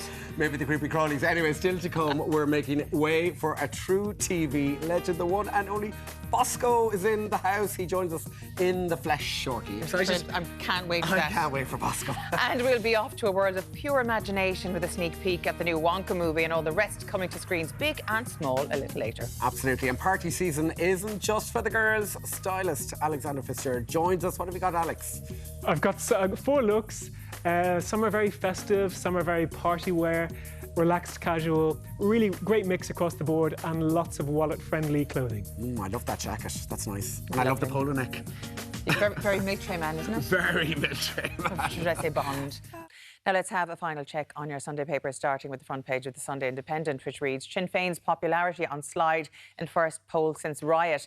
The paper reports that Sinn Féin has recorded its lowest level of support in the Ireland Thinks opinion poll series since April 2021, with 28% down 3 points on last month and 7 since the October poll. The Sunday Times leads with far-right now a bigger threat than dissidents. It reports that violent far-right extremists pose the biggest threat to the security of the state and to public safety, Senior Gardaí warned last night. On the front page of the Business Post this morning is the headline, Taoiseach scrambles to quell talk of Donoghue move to IMF. It writes, Taoiseach Lua Varadkar was this weekend scrambling to quell speculation that Paschal Donoghue is set to leave national politics following reports that he is in talks to take the top job at the International Monetary Fund. On to the tabloids next, and the Irish Mail on Sunday leads with first-time TV licence payers drop by nearly 50%. The paper writes that first-time licence applications to RTE have halved since the Ryan Tubridy scandal became public, according to new figures.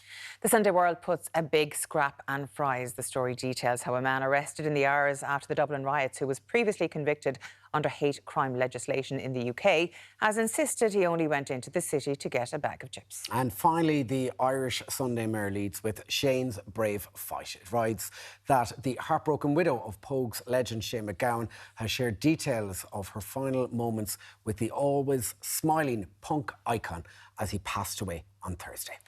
Now, a little earlier on, we were talking about all things creepy crawly on the back of the I'm a Celeb whole jungle trials, but we omitted a couple of them, and we felt we should bring Michelle back to show you maybe one that a lot of people are fascinated with. But to compare first, your friend Pinky's back. Yeah, Pinky's back. Qu'est-ce que vous avez there, Michelle? Give us a little look there now. They're yapping away in French to each other. Deric speaks fluent French. Ooh la la.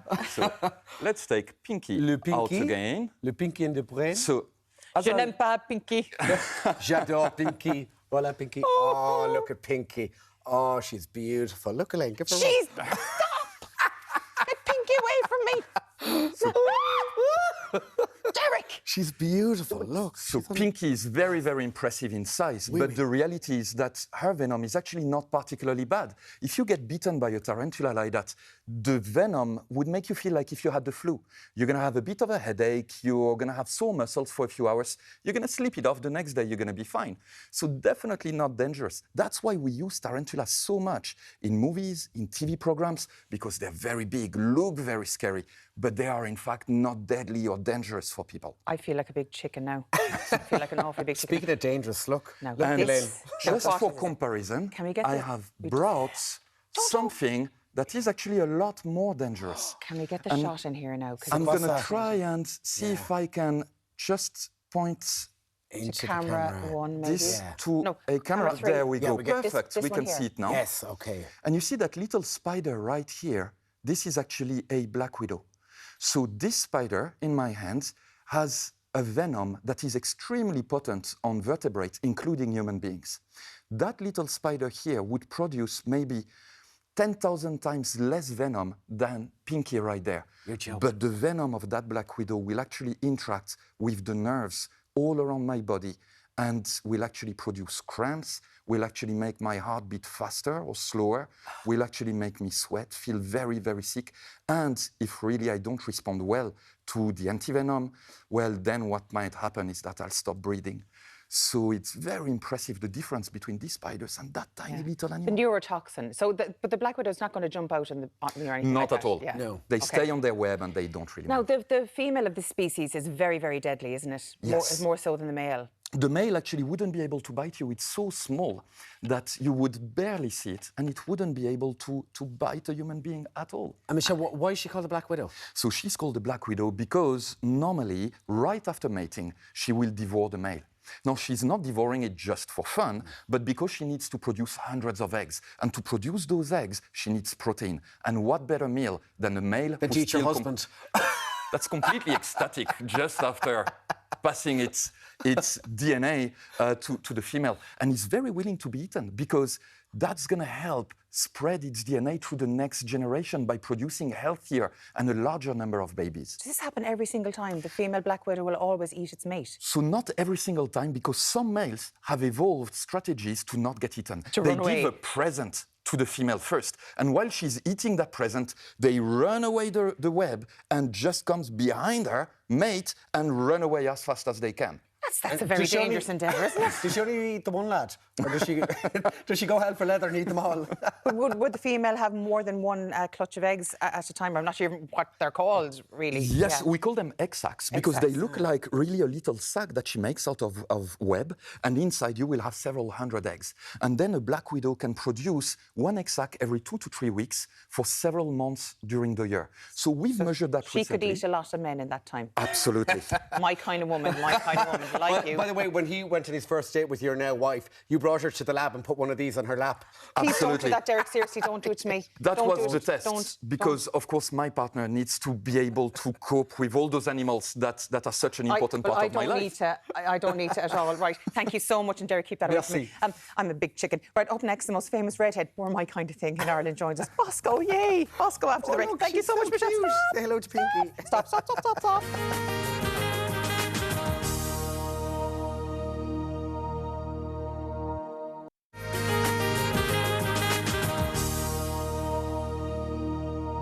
Welcome back.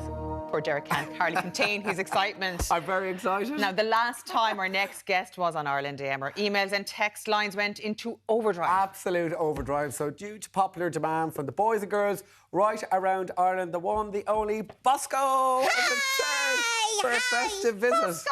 Oh, thank you for having me. I'm delighted to be here. I'm so happy. We're all so happy. You haven't aged a day. You're looking well. I am. I'm looking great. So are you, Deric. And it's funny not seeing you do the weather. No, come here. Where are you living these days? I live down in Roscommon now. I'm going to be a farmer. Oh, you're a farmer, but you're originally a Dober, yeah? I am, and I live in my box. Do you remember my box? I do, your yellow one. Bosco's Lovely. Yeah. The last time I was on the show, I was on from inside my box because it was during the pandemic, and I was on the voice thing. You know what that's called? Zoom. Oh, yes, So yeah. I didn't get to come and say hi or give you a hug or a kiss or anything. So We're I so can do happy that. to have you today. Yeah, and you were very good with the spiders. Do you like spiders, Bosco? I do like them. Was I a bit of a chicken, Bosco? Well, I think that some people are just a little scared, aren't they? I And should be it's- brave next It's time. all right to be scared of them. Bosco, what are your plans for the festive season? What are you up to? Oh, I love Christmas. It's my favourite time of the year. I just get so excited because I wait for Santa to come, and I really love getting presents. That's my favourite thing. I love giving them too because you're supposed to say that, but I really love getting them. By the way, are you still in your box? Are you renting or have you bought the box now? Oh no, that's my own box. Oh, yeah, Thank it's yours. goodness. Or it might have been repossessed with all the shenanigans going on. What do you think? I'm lucky, aren't I? You're all very lucky, and we're all very lucky to have you here today, because the boys and girls all over Ireland have been sending in questions left, right and centre when they heard you were coming on, because they all adore you. So do you know what we'll do? We might go straight and ask some of them to let us know what they think right now. Our first question comes in from sisters 5-year-old Amelia and 2-year-old Hannah. Bosco, what's your favourite Christmas song? My favourite Christmas song is Rudolph the Red-Nosed Reindeer had a very shiny nose. I like that one. Yeah, and do you like dressing up for Christmas, Bosco? I do. I love all those funny pyjamas and everything you can get now. They're lovely, aren't they? And cozy. Cozy. Yeah, absolutely. All right, we have a next little question for you. Okay. And it comes in from brother and sister Jack and Sadie. Take a look. Hi, Bosco. What's your favourite reindeer? Mine is Rudolph. Bye. Merry Christmas. Merry Christmas! Aww. Merry Christmas!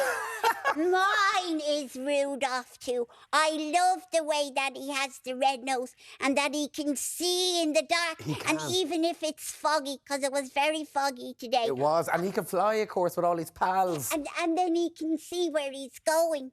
Oh, I love Rudolph. And he's got the red nose. It kind of matches your red cheeks, right? You think so? I do, yeah. Oh, Lovely rouge colour. I love to look like Rudolph. Do you know what? You look like Rudolph most mornings out in the weather when you're freezing cold, I don't do, you? yeah. So at least you're in the warmth now. Now, our next question comes in from 4-year-old Saoirse. Hi, Bosco. My name is Saoirse. I'm 4 years old, and my favorite part of Christmas is I like going to Santa. What's your favorite part of Christmas? Hi, Saoirse. She's very My favorite part of Christmas is getting presents. I love when I get a present and then I open them up and then I get so excited and then I can play with my toys all day. I love that. And spending time with nice people that I love. And Bosco, have you already written your letter to Santa? No, I didn't yet because, you know, I had written one and then I changed my mind. And what did you ask for? Well, now I think I'm going to ask for a surprise because there's so many things to ask for. If I ask for a surprise, then I'll get a real surprise. Yeah, surprises are nice at Christmas time, aren't they? They're the best presents. Maybe a spider. I think so. I don't want a spider surprise. No spider surprise for me. All right, our next question comes in from 8-year-old Kieran. Take a look. Hey, Bosco. I'm Kieran. I was just wondering, what's your favourite part of your Christmas dinner? Hi, Kieran. My favourite part of Christmas dinner is the roast potatoes. It's not the Brussels sprouts, no? I like them. I like green things, but I like the roast potatoes and I like carrots and I like jelly. Oh, I like that. I love wibbly wobbly jelly. Jelly. What about, come here, I hear you're friends with your best pals with Dustin the turkey, is that right? I wouldn't eat him. I wouldn't eat him.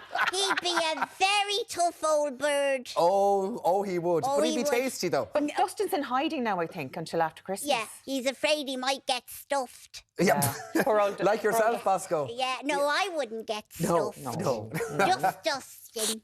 It's disgusting. Do you like stuffing, by the way? I do. I really like eating everything, but I like the desserts. I like jelly On a and plate. ice cream. Wibbly wobbly jelly on a plate. Do you have a little tipple at Christmas, Bosco? No, I do. I have some. Oh, you changed your mind very quickly there, didn't you? Cranberry juice. Do you like that? Did you ever have it? Yes. it is. Cranberry juice Yeah, is beautiful, really, lovely. that's kind of my Christmassy drink. That's What's lovely. yours, Deric? Oh, I do like a little brandy and ginger ale. It's nice. Oh, just that'd be nice. good after your swim. Oh, that'll be great after a cold sea swim on Christmas morning. Grown-up drinks. Yeah. Grown-up Because drinks. you're a bit of a But always lunatic for the responsibly, Bosco. swimming, aren't you? Sorry, Bosco? You're a bit of a lunatic Oh, for I am. the swimming. Oh, yeah, maybe you should join me one morning. Would you be up for that? I don't know. Sometimes I get so cold that I turn blue. I know that's hard to believe now, but I'd be afraid I'd get too Well, cold. maybe Christmas morning, Portmarnock, if you're around, you could join Yeah, me. well, I won't be doing it. Let me tell you that. It's far too chilly for me, Bosco. Now, up next, 6-year-old Joseph sent in a video, but I think his mam might be a small bit of a bigger fan than he is. Take a look. Hi, my name is Joseph Fleischer. I live in Limerick. I'm 6 years old and I want Bosco to say hi. Say hi to my mum, Sabrina, because he loves her. Does she love him?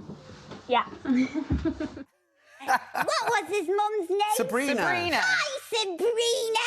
Loads of love and kisses and happy Christmas. I think you like me. I think she does. I do too. She obviously grew up in the 80s. Yeah, because most of my fans are around 40. If you like me, you're kind of showing your age now a I bit. think I am. What age are you? Too old. Oh, never ask a lady. What age are you now, Bosco, by the way? 5, of course. Everybody knows I'm 5. Have you been 5 You're forever? 5. Forever and ever and ever. And would you ever like to be a grown-up, or do you love being 5? Oh, I think it's much better being 5. Yeah? You've What's the chosen- best thing about being 5? I think that I get to play outside and that everything is wonderful.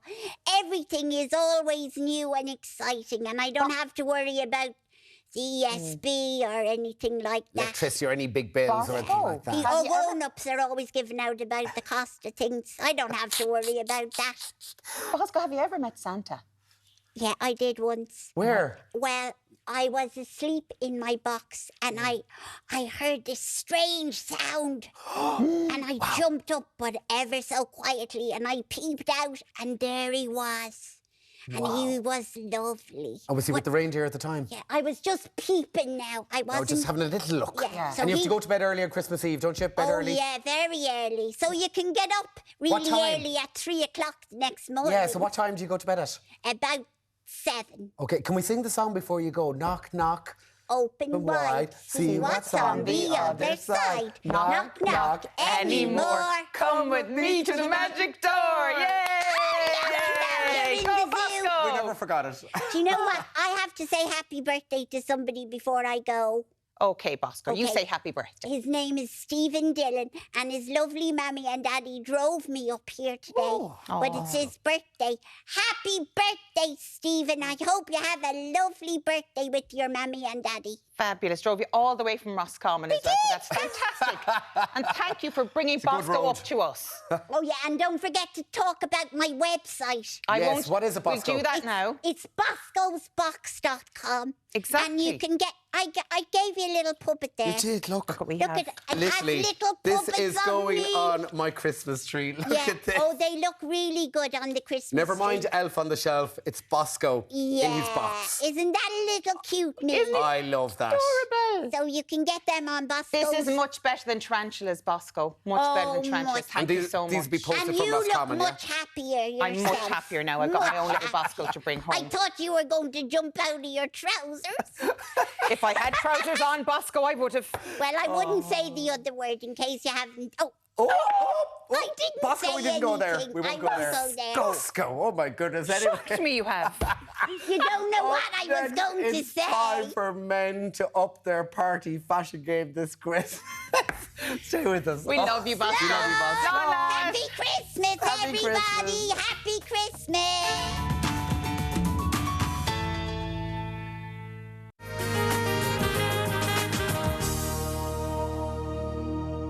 Thank you, and welcome back here to Ireland AM. Cheers for staying with us now. The party season is in full swing, and it's not just the ladies who need a new workout for the event. Stylist Alexander Fitzgerald joins us now, and we're focusing on the boys. We are. Boys fashion for festive and Christmas wear. By the way, I love your Christmas jumper. Where's that from? Thank you very much. That is from Reese. Are polo necks in? They are now. Whether we like it or not, it's happening. Absolutely. All right, who have we got first? First, we've got Colin, and he is head to toe in clothing from Next. This I love. It's a real kind of a party favourite look, cocktail chic. Start with the blazer. Velvet and Christmas go hand in hand. This blazer, I think, is a steal. €105. It comes in slim fit and regular fit. It comes in about 15 different colours, kind of pink, great. blue, red, green, navy. And the trim on it is lovely. There's a lovely shine off it, isn't it? Trim's beautiful. The satin lapels, they've got a lovely peak lapel shape, not the notch. It's a single button style. As I say, it's a slim fit, so that is great. You can wear it with a shirt, with a polo neck. You can even dress it down with a t-shirt, a V-neck t-shirt if you want. Under it, we've gone kind of the milk tray man, the polo neck. This is, I think, another great price, €35. It's machine washable. It's 82% cotton and 18% nylon, so it's got a nice stretch to it, and it's machine washable. So and the fact it's pretty cold out there at the moment, wrap up. Absolutely, and look, if black on black is a little bit too much for you, you can go burgundy, you can go red, you can go mix up your olive colours, green. right? Yeah. Well, I actually love black and black. Me too. I think it's look, very sophisticated look. The trousers, again, the prices I think are very good. €78, and they're 100% wool, so you're talking really, really good quality.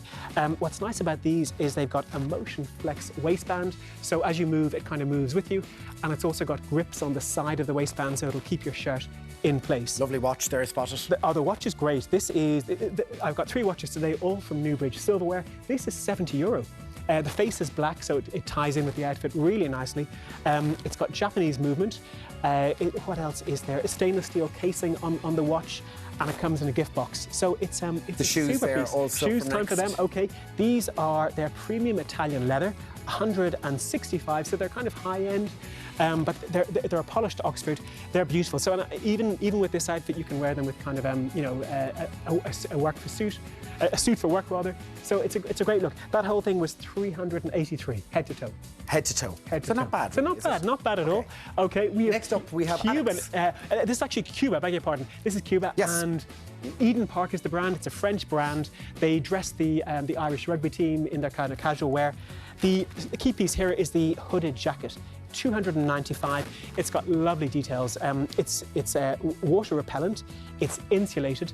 It's got a double zip, so if you're in a car or at a rugby game, you can, zip it from the bottom up and get ease of movement. And there's a bit of length in the jacket as well. It's a great length, like a car coat length, which I love. And again, it's casual, but it can be smart casual. Beneath it, the quarter zip sweater. Quarter zip sweaters, as you probably know, they're huge at the moment. They're a really kind of nice gateway into smart casual. I wear a lot of these now myself. Yeah, they're brilliant. They're brilliant. Yeah. This is 159, so you're talking really, really good quality. It's a cotton wool mix. It's machine washable, and this comes in, I think, 14 or 15 different colours. I actually love the camel. I think it's a really good colour, and it's nice at Christmas, and it's got an expensive look, which I really like. Moving on, next we're going down to the jeans. The jeans, okay, these are, Eden Park have loads of jeans. I've gone for kind of the higher end ones because of the quality. They're 130 euro. It's a mid-wash, and there's a stretch in the fabric. So yeah, they're good and tight on, aren't they? They're tight, but there's not much room there for movement, is there? They're not skinny, but you can also get it. But they look pretty skinny to me. Cuba doesn't miss leg day, so they're tighter than they might be. The trainers, I love these. These are 150. They're a minimalist trainer. They're a really, really good. It's a Portuguese leather, so lovely feel to it. It's got kind of anti-wicking properties inside, so they don't sweat, and it's just a lovely kind of casual finish to it. And you've topped that off with a lovely watch. Oh, I didn't mention the watch. Yeah. Okay, it's a rose gold plated Newbridge silver watch. Yeah, I spotted it there at his wrist. All right. Next up, we've got Alex. Okay, yes. Alex is in the main pieces in this are from an Irish brand, Jack Murphy, which specialise in outerwear. Really, really beautiful kind of heritage pieces. The hero product here is the Owen tweed coat. Now, at 405, it's an investment piece, but this will bring you through the seasons from autumn to winter, even to spring. Okay, now I'm going to pull you up on that 405 for a coat. Listen, it's a lot. It's an Irish brand. That's a proper sting now. It is, but you're talking quality, and this is a longevity. It's a great piece. Okay. I love the pattern in the coat here. It's great. It's 100% wool tweed. It's woven in one of Yorkshire's most famous factories. It's got what else has it got? An open collar lapel. It's got deep slanted front pockets. To me, it's a really, really refined piece. And actually, unusually here, we've layered it over the wax jacket. Which actually, Alex, would you mind just taking it off and we can see the wax jacket to full effect? This is it's the Archie wax jacket. 315. Again, you're talking kind of mid to upper end of the market, but this is lots of details. It's made with Scottish waxed cotton from a very, very famous manufacturer, Haley Stevenson. Okay. Which may definitely keep the rain out now for 350. It absolutely would. It's a waterproof fabric. It's got tapered seams. Yeah. It's got shooting pockets. They're very, very deep pockets at the front. Insulation inside. It's got cord detail on the sleeves. It's a great piece for Christmas. The chinos there, Alex. Chinos, okay, these are from Massimo Dutti. They're actually cords. That was my mistake. And below it, boots from Russell and Bromley, like a Chelsea boot. And if I can talk about the watch, I love this. The watch, it's €100 only from Newbridge Silverware. Really, really nice. Alex, if you just pull the sleeve up so we can see it. It's got Japanese movement, comes in a gift box, and rose gold plated. Beautiful piece. Nice, very nice looks. And finally then comes back with us. Okay, now this is very festive. We're going Christmas. Yeah. Again, for an office party, it's perfect. All from Next. The whole look comes in. €201. The sweaters start with that reindeer sweater. It's viscose, polyester, and nylon. It comes in sizes extra small to 4 extra large. So however many mince pies you've had, you'll get one to fit. You can squeeze into it. Absolutely. The green underneath the shirt. I'm loving this. It's an Oxford shirt, €33. So very, very wallet friendly.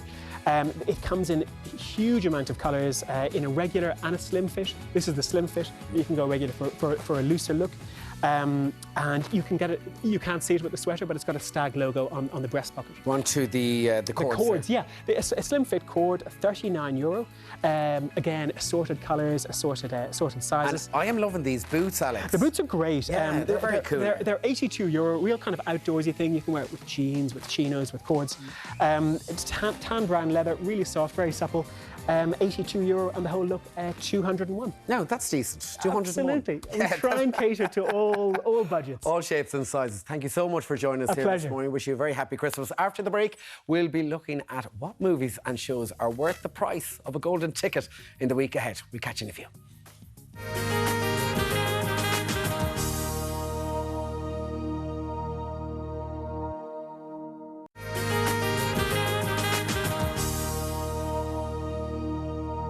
You're very welcome back. There's lots to be watched on big screens and small this week, from true crime documentaries to apocalyptic dramas to the exploits of everyone's favourite chocolatier. Yes, now here to take us through it all is a man for all seasons of telly anyway. Well, Is that this right? is it, yeah. Cillian O'Sullivan is with us. Cillian, how are you doing? I'm well. How are you guys? Yeah, we're Not good. too bad at all. We're very delighted after Bosco. Television dreams of youth. We're on a high. Talk about heartwarming stuff. It's just, there's something about Bosco brings you back to that innocence, isn't it? Yeah. Anyway, we're not here to talk about Bosco as much as I would love this whole segment to be about Bosco. There's an awful lot on telly over the next There 7 really is, days. and I've brought a mix of things. We're going to start off a little bit heavy, right? In the documentary that Virgin Media have put together about the horrific story around Ashley Murphy's murder, subsequent trial. Joseph Puska, who has been convicted of the murder and will spend the rest of his life rotting in a jail cell. And it's about how his own lies were the thing that caught him out in the end, and how over the course of the trial they were able to pick it apart. On reflection, relatively easy, and get the conviction that. I mean, they Cillian, needed. this trial really gripped the nation, didn't it? It did. It's one that should have been. It should have, and it could have been over so much quicker and sooner, but it was dragged out for nearly a month, which put the poor Murphy family and all of that, everyone that knew her, through something that they didn't need to go through for 4 weeks. But look, the end result is what you've got to focus on at this stage. It's all we have to focus on, really, and it's about how we got there. And it's also just a really interesting look at how the legal system works, because you sometimes think things could be open and shut, and then you realise that for every offence there's a defence. And I think the day the defence was presented, for me, I remember listening to the Crime World podcast with Nicola Tallant, and they explained what was the defence, which you thought was indefensible, and you realise, oh my God, they're actually trying to counter this. The whole thing, it is something that, for some people, this documentary might still be a little bit too soon.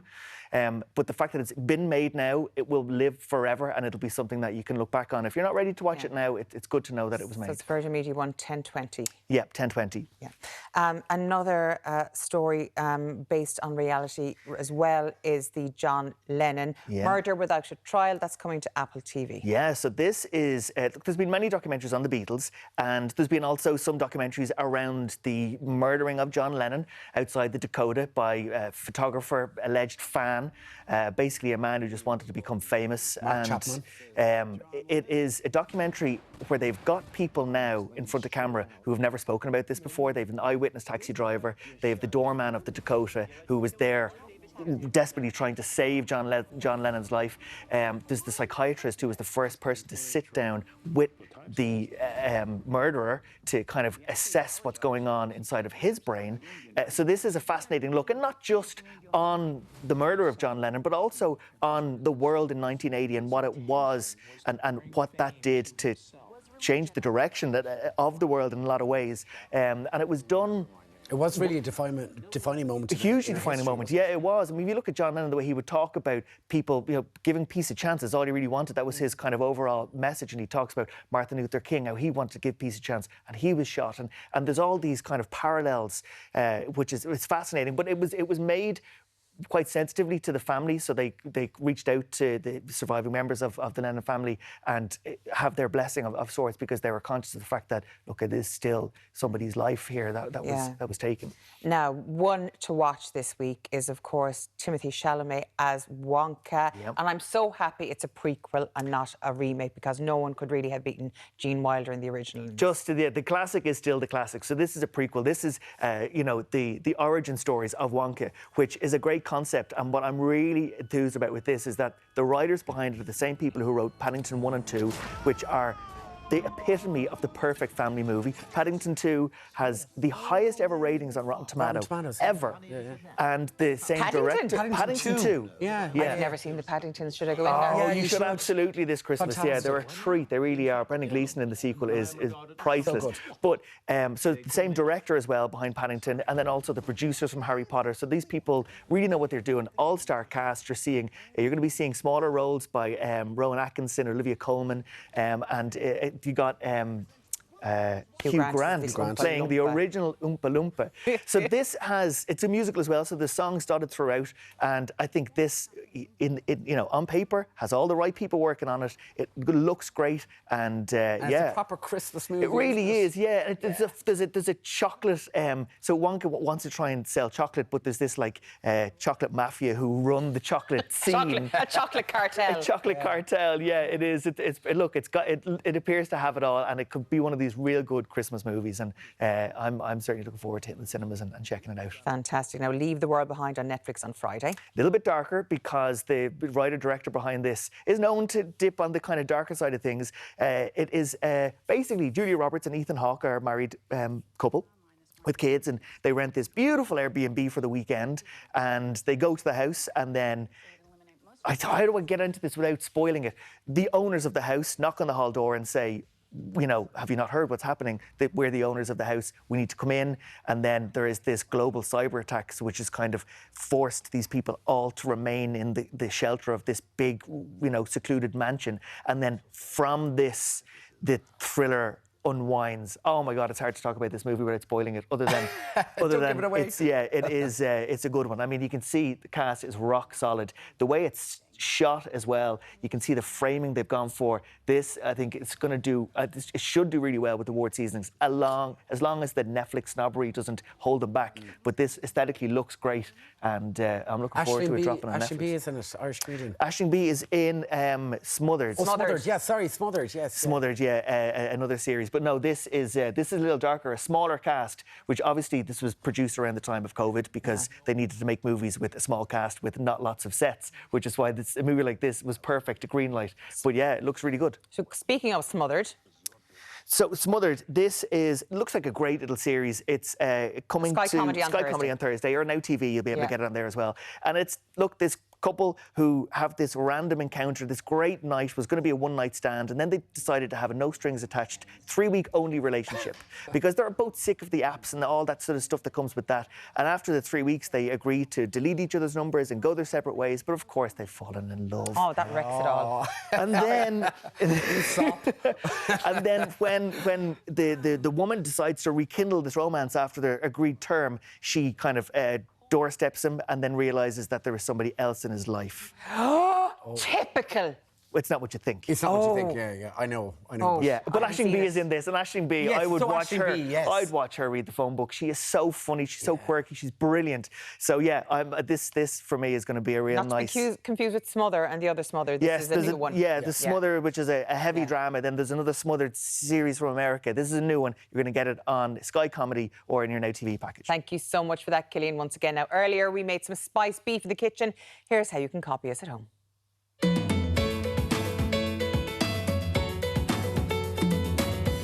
Prepare your beef by trimming any excess fat and rubbing with sugar. Combine your spice ingredients with a pestle and mortar, then massage through the beef and leave for up to 2 days. Place in a large bottom pot and bring to the boil, and then let simmer for about 2 hours.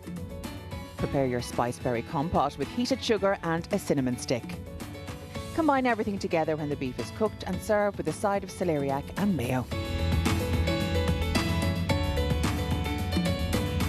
Coming up tomorrow, it's the newest dating term trending on TikTok, but what exactly is micro-cheating?